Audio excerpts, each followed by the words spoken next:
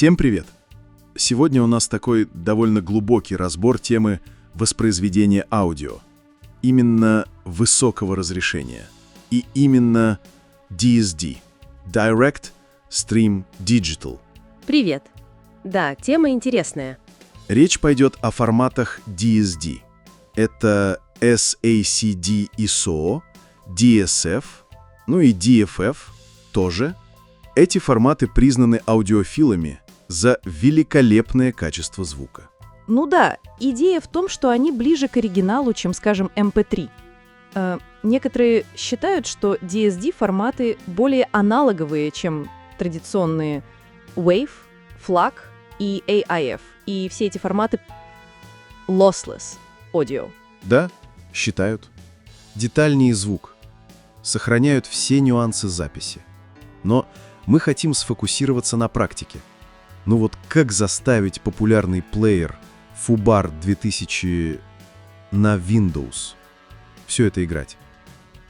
И поддержите нас лайком и подпиской, чтобы мы раскрывали еще больше секретов качественного звука. Пишите комментарии, с чем вы согласны или нет. Пишите в комментариях ваши вопросы. Информация в этом ролике максимально сжата, ничего лишнего, поэтому обязательно смотрите до самого конца, чтобы не пропустить ничего важного. И если будет интересно, поделитесь ссылкой на видео с друзьями.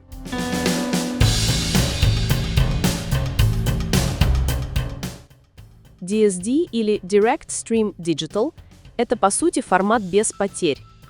Но вот чтобы его на компьютере через Fubar 2000 слушать, да, нужно кое-что сделать. Так. Ну, установка плагинов. Сам по себе Fubar нужно чуть-чуть донастроить под такие задачи. Окей, давай тогда разбираться. Как вот Fubar подружить с этими файлами? Начнем, наверное, с самого такого ходового. SACD, ISO-образы и DSF-файлы. Да, это основной момент. Нужен специальный плагин. Первое. Сам Fubar должен быть установлен. Это понятно. Само собой. Второе. Качаем компонент, называется Fu Input SACD. Это декодер Super Audio CD. Где его скачать, можно найти на странице по ссылке в описании. И вот тут важно. Не надо ставить другой плагин под названием SSF и DSF декодер. Он для другого. Окей, понятно. То есть именно Fu Input SACD. Скачали архив, что дальше? Дальше его надо распаковать куда-нибудь. Просто в папку. А потом уже в самом Fubar идем в настройки. Нужно нажать Ctrl-P. В настройках раздел «Компоненты». Нажимаем кнопку «Install». Находим этот наш файл Fu Input SACD .fb2 k-component. Все названия файлов можно посмотреть на той же странице в описании. Тот, что распаковали? Именно. Выбираем его, жмем ОК. И нужно перезапустить Fubar. И это важно? Обязательно. Без перезапуска он новый компонент не увидит. Вот после перезапуска все. Он должен уже понимать ISO-образы SACD и DSF-файлы.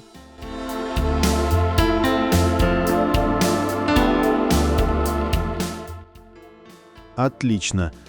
С SACD ISO и DSF вроде ясно. Но у нас еще DFF формат был заявлен. С ним как? Похоже?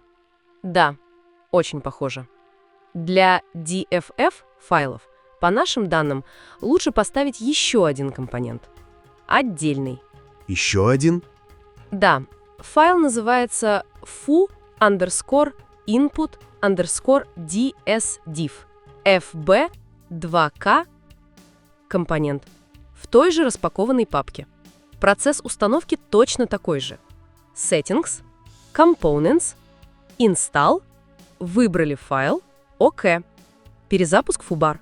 То есть, по сути, два плагина решают вопрос с тремя форматами. Fu Input SACD для ISO и DSF, а Fu Input DSDiff для DFF. Именно так. После этого DFF тоже должны заиграть. Отлично.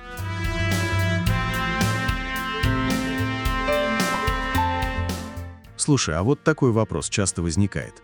А можно просто взять физический диск SACD, вставить в компьютерный привод, и чтобы фубар его сыграл? Вот тут нет, к сожалению. Обычные компьютерные приводы CD, DVD, Blu-ray, они не умеют читать вот этот самый SACD. То есть аппаратно не могут? Да, чтобы получить из диска файл, нужен или специальный SACD-плеер, который умеет делать рипы, то есть образы, или там, говорят, некоторые старые модели PlayStation 3 подходят, если их прошить особым образом. Подробнее можно узнать в нашем видео по ссылке в описании. Ого, даже так? Да, и вот они могут создать образ диска, тот самый SACD ISO. Так что фубар работает уже с готовым файлом, с образом или с DSD-треками, но не с самим диском в приводе.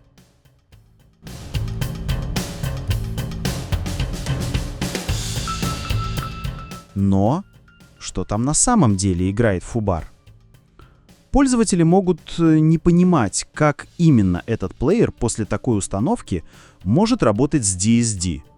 Он его читает и воспроизводит. Но вот вопрос, как он это делает? Да, это отличный вопрос. Фубар по умолчанию после установки этих DSD-плагинов действительно играет DSD, но не напрямую в цифроаналоговый преобразователь, ЦАП. Он преобразовывает DSD в PCM, поэтому то, что вы услышите сразу, это не DSD. Такая конвертация делается это на лету, то есть в реальном времени. Как это могут делать и другие плееры в таком режиме? Спойлер. А как нативно играть DSD, мы расскажем дальше. Смотрите видео до конца.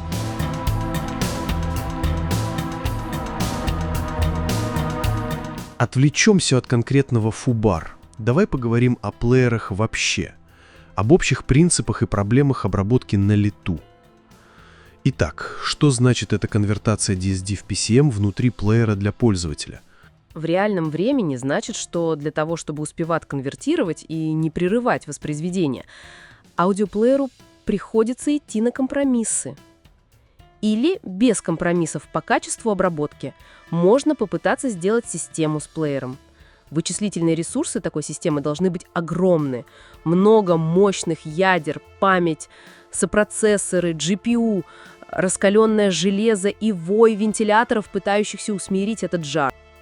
И все это ради простого ресэмплинга.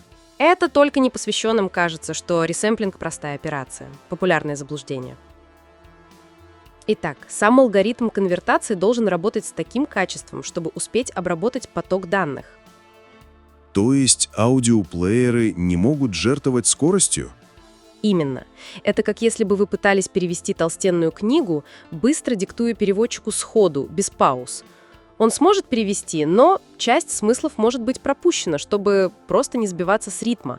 В случае с аудиоплеерами это приводит к тому, что на выходе мы получаем преобразованную версию DSD с качеством, определяемым доступной скоростью обработки. Чтобы избежать непонимания, отметим такую деталь. Не обязательно, что качество алгоритма само автоматически адаптируется к доступным ресурсам. Плееры могут давать ручной выбор между алгоритмами, а вот потянет ли их ваше железо – не факт. Стоит ожидать, что алгоритмы, встроенные в плееры, рассчитаны на некое усредненное железо и есть некие оптимизации под определенные типы вычислительных аппаратных функций. Но выше головы все равно не прыгнешь. Да, и следует помнить, что разные плееры могут отличаться по качеству преобразования. Здесь нет стандартов и единого алгоритма.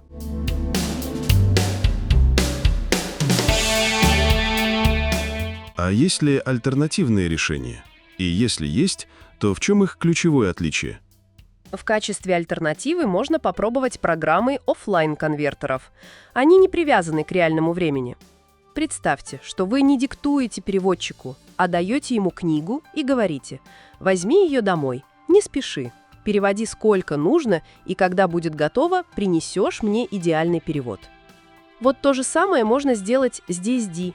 Берем исходный файл, и в зависимости от настроек можно потратить на его конвертацию в WAV или FLAC Хоть час, хоть два, хоть день. Можно, не стесняясь и не торопясь, использовать гораздо более сложные и точные алгоритмы, поскольку не нужно идти на компромиссы ради скорости. А любой оффлайн-конвертер будет лучше алгоритмов, встроенных в плееры. Конечно, не все конвертеры одинаково хороши. Нужно пробовать и проверять на личном опыте. И важно выбирать профессиональный инструмент, алгоритмы которого изначально создавались в стремлении к максимальному качеству.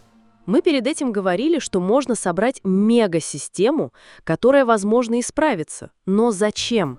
Каждый раз топить комнату жарким летом и слушать рев кулеров? Завести под нее отдельную серверную? Не слишком ли сложно и дорого? И то, если сам плеер сможет использовать возможности такой системы. Ведь плеер еще и должен иметь внутри такие алгоритмы, чтобы воспользоваться возможностями этой системы. Алгоритмы оффлайн-конвертеров тоже отличаются качеством друг от друга и от плеерных. И не факт, что любой конвертер будет работать качественнее алгоритмов, встроенных в твой плеер, или отличаться по звуку. Надо пробовать. Ведь мы получаем дополнительную операцию конвертации форматов файлов перед прослушиванием.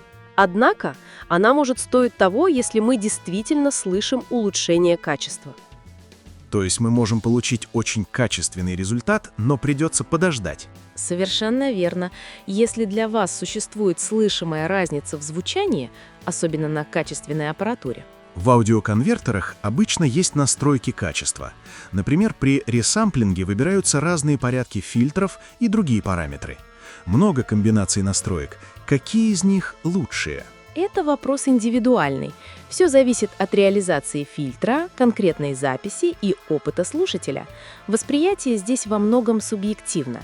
Например, в программе конвертера аудиофайлов AUI Converter с алгоритмами от Audiophile Inventory производителям рекомендуется использовать настройки по умолчанию. Кроме того, в AUI Converter реализован алгоритм Optimized G5.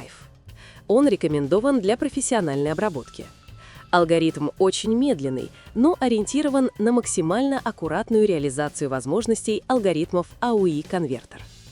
Архитектурно в этом конвертере используются индивидуально и вручную настроенные фильтры для каждого сочетания входной и выходной частот дискретизации. Причем для каждого сочетания предусмотрено несколько фильтров. Это так называемые режимы работы. Всего их 6. Оптимизированный, неоптимизированный и другие. То есть ты выбираешь только один из 6 режимов фильтрации? Да, эти настройки отобраны производителем на основе собственного опыта, чтобы пользователь мог работать с программой без лишних сложностей и при этом иметь осмысленный выбор под свой вкус. Подробнее о фильтрах и оптимизации аудиофайлов для вашего аудиоустройства можно прочитать по ссылкам в описании к этому видео.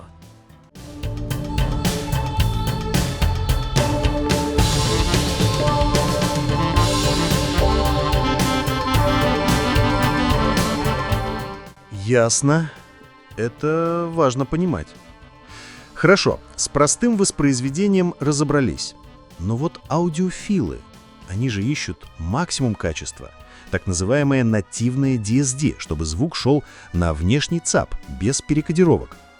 Вот это уже высший пилотаж, режим Beat Perfect, нативное DSD. Как его настроить, сложно?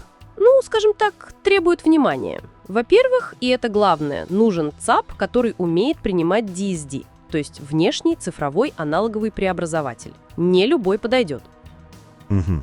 Сам ЦАП должен поддерживать DSD. Обязательно. Во-вторых, опять нужны компоненты для FUBAR, и нужно установить ASIO-драйвер для этого ЦАПа.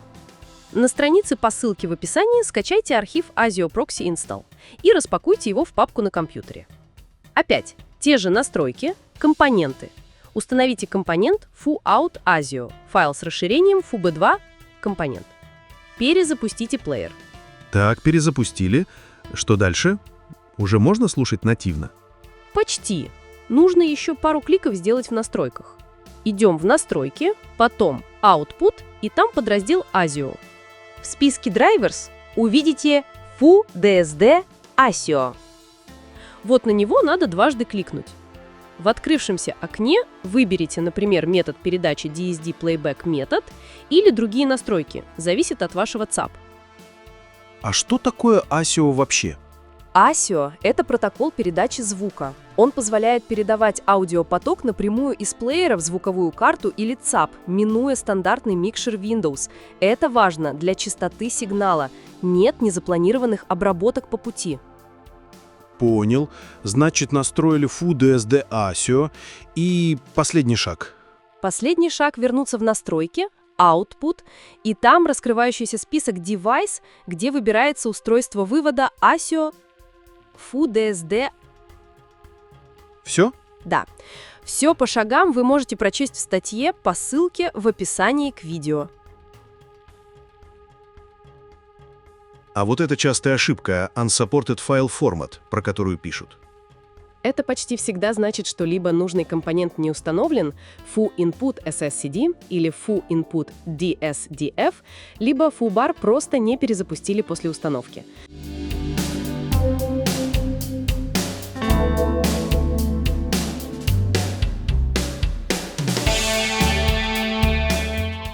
А может ли дать улучшение предварительный оффлайн ресэмплинг DSD при последующем Bit-Perfect проигрывании? Можно сделать и ресэмплинг DSD. Улучшит ли это качество звука? Это индивидуально для вашей аудиосистемы. Проверяется только на практике. Потому что результат зависит от системы, записи, индивидуальных предпочтений и опыта слушателя. Например, для ресэмплинга DSD файлов используется программа аудиоконвертера AOE Converter. Для конвертации DSD там нужно устанавливать специфические настройки? Юрий Корзунов, разработчик этой программы, говорит, при ресэмплинге AOE Converter как бы пересобирает DSD с собственным высококачественным нойз-шейпингом. Для этого рекомендуются оптимизированный или оптимизированный G5 режимы. Ресэмплинг — это может улучшить работу с фильтром вашего ЦАП. Я такой апсэмплинг DSD могу слышать как звук более прозрачный в верхах. А больше информации по конвертации DSD-файлов можно посмотреть по ссылке в описании к этому видео.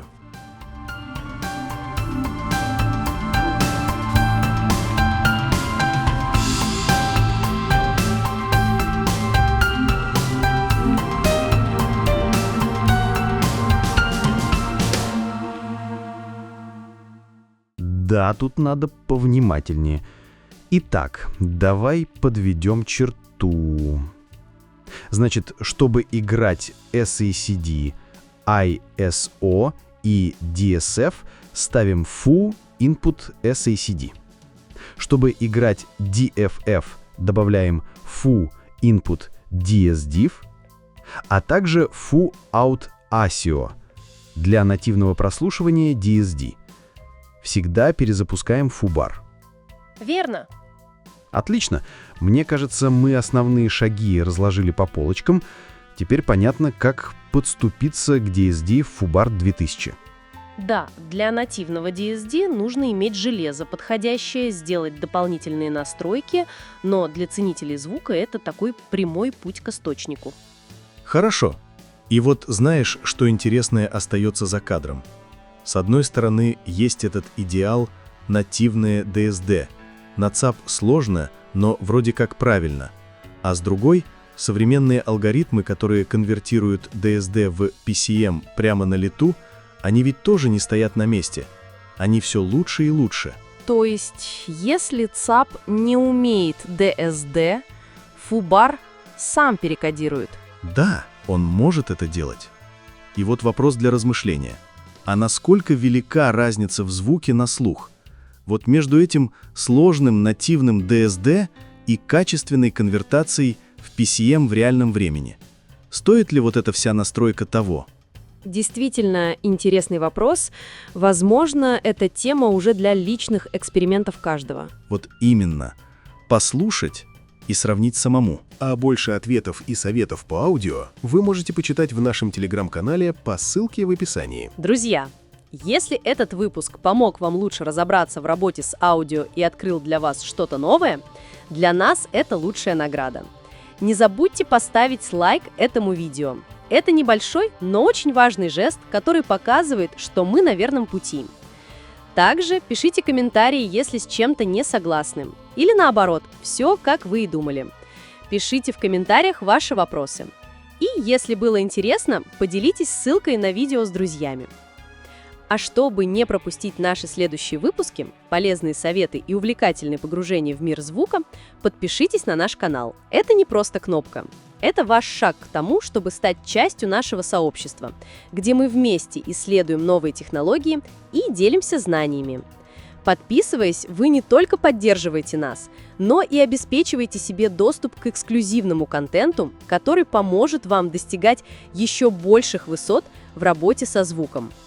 Ваша поддержка вдохновляет нас на создание новых видео, а мы продолжим радовать вас качественными, информативными и полезными материалами.